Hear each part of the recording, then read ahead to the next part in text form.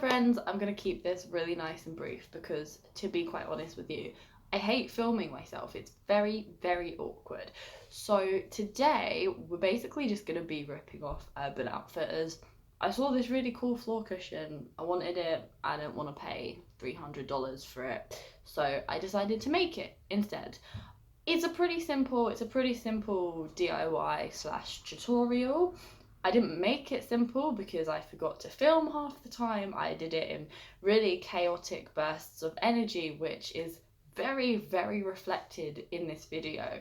So I have actually made kind of like a doodle guide that I will reference during this, and then I'll just kind of accompany it with clips of me doing the doodled things, and you guys can all watch and laugh at the fact that apparently I thought this was suitable footage for a tutorial, but there we go.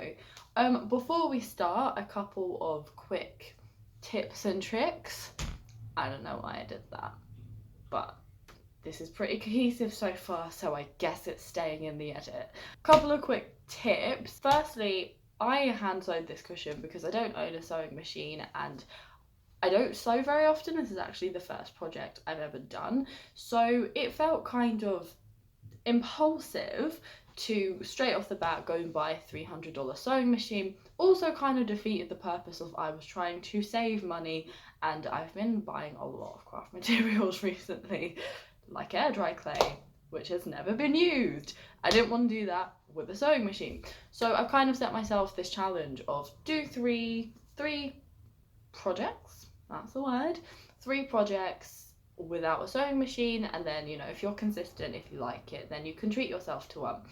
That is to say, don't be me. This took far longer than it needed to. It's probably not quite as secure as it would be had I used a sewing machine. If you're like me and don't have one, and you don't have the money to buy one, which, fair, they're pretty expensive, and I don't know, man, I was looking at guides, it looks quite complicated to choose which one's best. That's fine, you can hand sew this. Mine's stood the test of time. I have a new puppy that likes to jump on it, and it's withheld that. I have a big boyfriend who weighs significantly more than a puppy. It's still held on that. I just realised it made it seem like Daryl's fat. He's not fat, he's just tall. Big human. Anywho, basically, if you don't have a sewing machine, it's not the end of the world. You can make this as a no-sew. If you do have a sewing machine, fucking use that. Save yourself a couple of days. It's fine. Yeah, to be honest, I reckon that's probably it.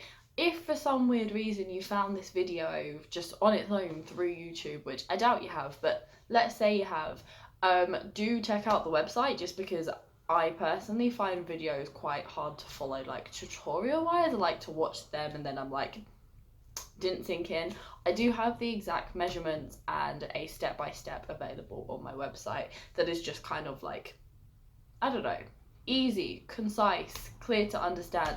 So check that out if you want to make this and find my chaotic video confusing. I don't know how you could. I think it's so sensical, but that's fine.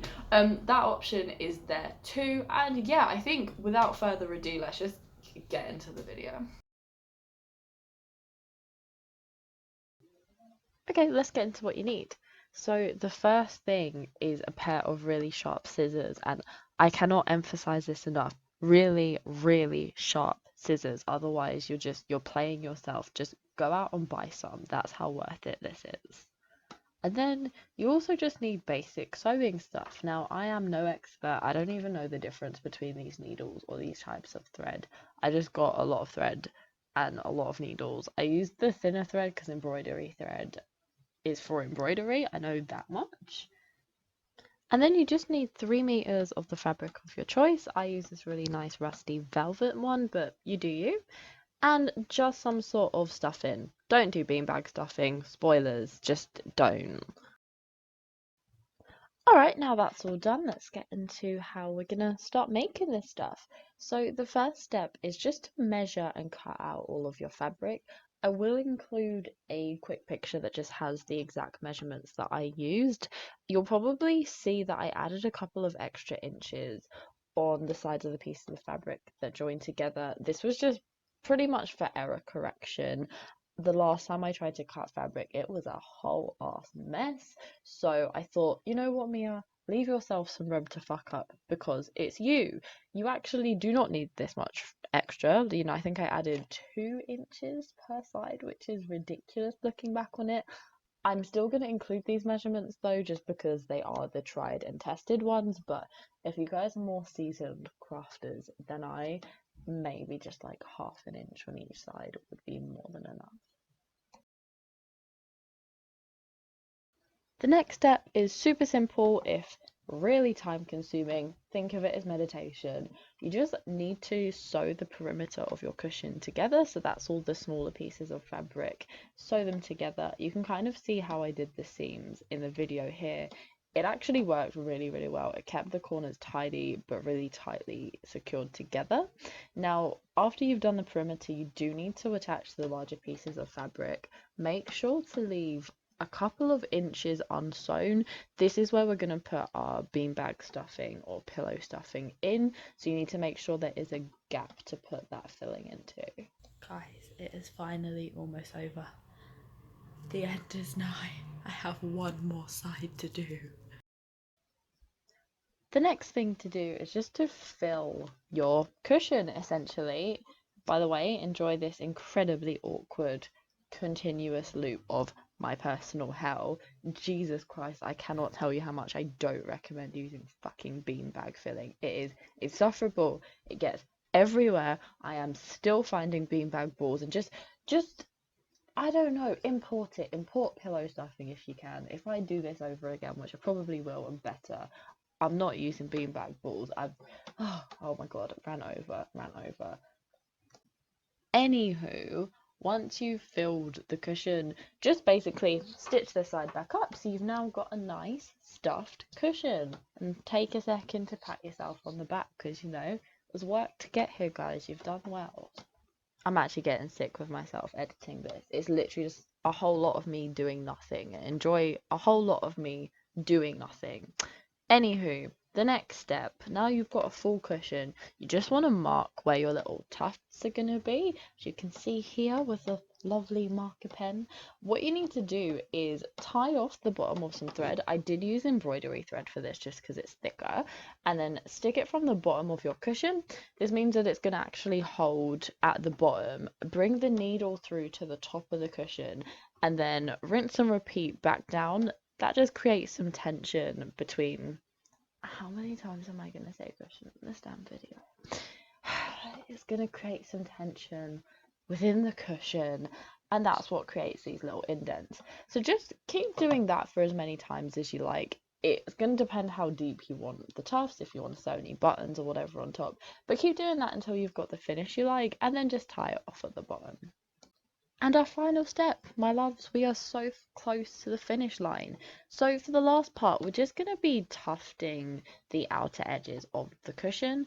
This is somewhat similar to how you sew the seams together. I'd say go half an inch or an inch away from each side of the corner, and kind of how if you were sewing a seam together, you want to go from one side to the other and then back. This is going to create tension, which gives you those really almost chunky exposed seam look that you get with the, I think they're called French mattresses. There's a style name that is an Urban Outfitters ripoff, but I don't know it.